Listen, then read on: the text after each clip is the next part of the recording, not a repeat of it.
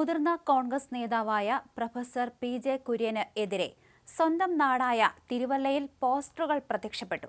Thiruvalla block Congress committee ഓഫീസിന് സമീപത്തടക്കം വ്യാഴാഴ്ച രാവിലെയോടെയാണ് save UDF എന്ന പേരിൽ പോസ്റ്ററുകൾ പ്രത്യക്ഷപ്പെട്ടത്.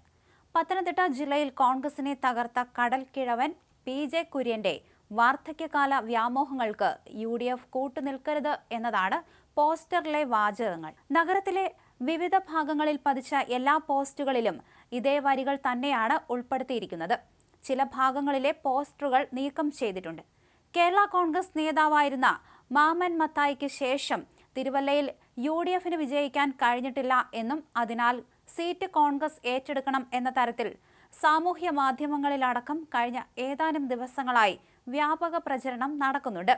നിയമസഭാ തെരഞ്ഞെടുപ്പ് പടിവാതിക്കൽ എത്തി നിൽക്കെ UDFിലെ ചില സ്ഥാനാർത്ഥി മോഹികളാണ് പോസ്റ്റർ ഒട്ടിച്ചതിന് പിന്നിൽ എന്നാണ് കോൺഗ്രസ് നേതൃത്വം ആരോപിക്കുന്നത്.